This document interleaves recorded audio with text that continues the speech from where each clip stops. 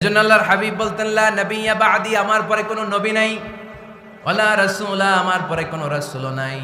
তবে লাউ কানা বা'দি নবিয়্যুন লাকানা উমর, তবে আমার পরে যদি নবী হওয়ার যোগ্যতা কারো মধ্যে থাকে, আমার কলিজার টুকরা সাহাবা ওমরের সেই যোগ্যতা আছে। প্রভু তুমি বলেছো রাসূল দেবে না, বলনি দেবে না ওমর, বলনি দেবে না হামজা তারি, খালিদ বিজয় সমর।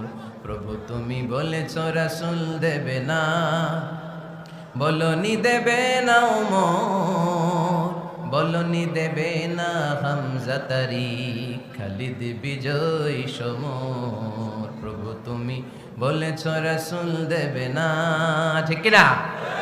আল্লাহর হাবিব বললেন আমার পরে কোনো নবী নাই, আমার পরে কোনো রাসূল নাই, তবে আমার পরে যদি নবী হওয়ার যোগ্যতা কারো থাকে, ওমরের সেই যোগ্যতা আছে। সুবহানাল্লাহ পড়েন। আল্লাহর হাবিব সাল্লাল্লাহু আলাইহি ওয়াসাল্লামের জামানায় এক লোক নবুয়তি দাবি করেছিল, ওর নাম ছিল মুসাইলামা। নাম কি ছিল? নাম শুনছেন না আপনারা? এসে নবুয়তির দাবি করে বলে, ইয়া মুহাম্মদ আন-নবুওয়াতু নিসফুন লাকা ওয়া নিসফুন লি, নবুয়ত তোমার অর্ধেক আমার অর্ধেক, আমার অর্ধেকটা আমারে বুঝায় দাও। নাউজুবিল্লাহ পড়বেন না? আল্লাহর হাবিব বললেন কি নাম তোর? এই বেয়াদবটা বলল আমার নাম মুসাইলামা। আল্লাহর হাবিব বললেন আজ থেকে তুই শুধু মুসাইলামা নয়, আজ থেকে তুই মুসাইলামাতুল কাযযাব, মিথ্যাবাদী ভণ্ড মুসাইলামা, ঠিক কিনা?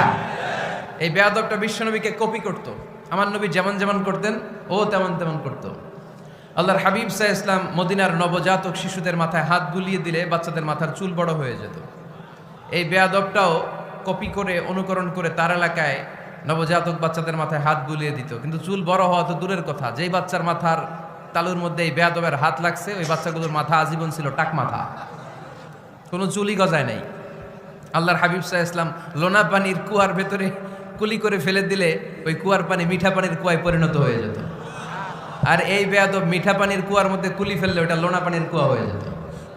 আল্লাহর হাবিব সাল্লাল্লাহু আলাইহি ওয়াসাল্লাম দোয়া পড়ে গাছের মধ্যে ফু দিলে গাছের ফলনে বাম্পার ফলন হতো, আর এই বেয়াদব কোন গাছের মধ্যে ধরলে মুহূর্তের মধ্যে ওই গাছ মরে যেত।